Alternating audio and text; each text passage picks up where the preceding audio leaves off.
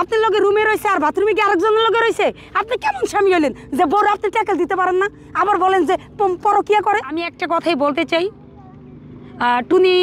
টুনির হয়ে আমি একটা কথা বলতে চাই। বোন গো, তুমি যারে কিডনি দিছ হ্যাঁ যেহেতু এখন তোমার 10 জনের সামনে নিলামে উঠাই ফেলছে, তার জন্য চোখের পানি কাইন্দা রাইন্দা কোনো লাভ হইব না, কারণ সে টোটালি অকৃত। টাকা পয়সা নিয়ে তো কবরে যাইবেন না, সে আপনার স্ত্রী, সে আপনার থেকে চাইতেই পারে। আপনার থেকে 60 লাখ কেন 60 কোটি টাকার সম্পদও যদি নেয় সেটা নিয়ে কোথায় যায়। দিন শেষে আমি একজন নারী, আমি আবারও বলতেছি যে আমার পক্ষেও সম্ভব না। যদি বলতো যে দুনিয়া লেখা দিবে যে তোমার কিডনি দাও, তাহলে কিন্তু আমি দিতাম না। সেখান থেকে আমি কনফার্ম যে টুনি যে তার স্বামীকে কিডনি দিয়েছে, হ্যাঁ, এটা আসলে কোনো কিছুর বিনিময় নাই। এখন ভাই যদি কেউ শাক দিয়ে যদি মাছ ঢাকতে চায়, ক্যামেরার সামনে চামড়ার মুখ দিয়ে তো অনেক কিছুই বলতে পারে, কিন্তু যদি আপনি বিবেক দিয়ে যদি জিনিসটা চিন্তা করেন, তখন 10 জনে কিন্তু ঠিকই বুঝবে যে মেয়েটা তার স্বামীকে কিডনি দিছে, যে তার জানে যে একটা কিডনি না থাকলে তার জীবন হয়তো এখানে আরও অনেক কিছু হইতে পারতো। অপারেশন রুমে যায় যখন একটা কিডনি ট্রান্সফার করে, তখন তার ভিতরটা কেমন লাগে সেই বুঝে, কারণ আমি 2টা সন্তানের মা হয়েছি তো আমি বুঝি। তো এখান থেকে বলি কি যে আসলে টুনি মূলত অর্থে ভালোবাসা দিয়ে কিডনি দিয়ে সম্পূর্ণ দিয়ে কিন্তু সেই সংসারটা হয়তো টিকিয়ে রাখতে চাইছে। আজকে সময়ের ব্যবধানে সে হয়ে গেছে পথের কাঁটা, এখন তারে এই ধরনের ব্লেম নিতে হয়, অকৃতজ্ঞ। তারপরে তুমি এখন মানুষের সাথে হাসাহাসি না করে তোমার ডিসিশান তুমি নিবা।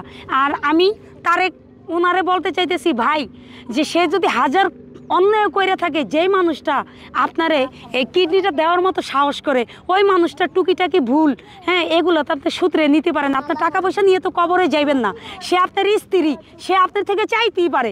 আপনার থেকে 60 লাখ কেন 60 কোটি টাকার সম্পদও যদি নেয়, সেটা নিয়ে কোথায় যাবে? ভোগ করলে আপনার সন্তান করবে, ভোগ করলে আপনারা সুখে থাকবেন। সে কি অন্য জায়গায় নিয়ে যাবে? আর অন্য জায়গায় যদি নিতে হয় তাহলে নিজের অর্ধেক অংশ সে আপনি দান কইরা। সুতরাং এগুলা বাদ দেন, অন্তত পক্ষে ন্যূনতম কৃতজ্ঞতা বোধ রাখেন, কারণ আমার আল্লাহ তাআলা সবসময় বলে উপকারীর কৃতজ্ঞতা স্বীকার করা। ওরে মন দিয়া তোর মন পাইলাম না, আমি মন দিয়া তোর মন পাইলাম না, দুঃখ এই অন্তরে রে, আর আমি ভালো বাজবো কারে। এতটা বছর সংসার করছে, তাদের বয়স কিন্তু আমাদের মতো না, আমাদের তো অনেক সিনিয়র। তাদেরকে দেখলে কিন্তু বোঝা যায় যে এতটা বছর সংসার করিয়া কিডনি দিয়া সব কিছু দিয়া যদি এমনও যদি এই ধরনের সমালোচনা হয়, আর তাইলে এই জীবনের কোনো মানে হয় না। এখান থেকে আসলে মূলত আমার এই গানটা। ওরে মনে মনে হইলে মিলন, সুখী হয় রে দুটি জীবন। কিডনি দিও না আর 60 লাখ টাকা দিও না, এটাই তার জ্বলন্ত প্রমাণ। কিডনিও দিল, বদনামের ভাগি হইল, চোখের পানিও জ্বললো।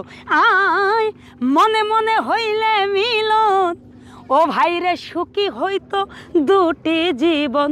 আরে মন দিয়া কিনিতে হয় মন, নইলে জীবন বৃথা রে, আর আমি ভালো বাজবো কারে, ও মন কারে রে, আর আমি ও মনে কারে রে, টুনি আপু আর আমি ভালো বাজবো কারে। আমি মন দিয়া তোর মন পাইলাম না, ওরে মন দিয়া তোর মন পাইলাম না, দুঃখ এই অন্তরে রে। স্বার্থপর বেঈমান, কি জানি নাম তার, তারেক ভাই। আচ্ছা ভাই, আপনারে আমি জানাই, 2 বউ যদি সংসার করে, এক জামাই যেমন মাইনকাছি পায় পরে, আপনি তো একজনের কিডনি লয়া আরেকজনের অহংকার দেখে আপনি তো মোটামুটি আপনি চামে আছেন।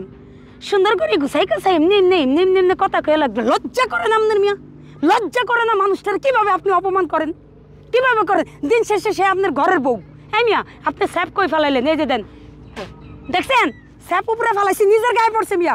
কারে লয় আপনি আঙ্গুল তোলেন? কার সম্বন্ধে পরকিয়া বলেন? পরকিয়া কিভাবে করছে? তাহলে আপনার লগে রাত্রে আপনার লগে রুমে রয়েছে আর বাথরুমে কি আরেকজনের লগে রয়েছে? আপনি কেমন স্বামী হলেন যে বড় আপনি ট্যাকেল দিতে পারেন না, আবার বলেন যে পরকিয়া করে?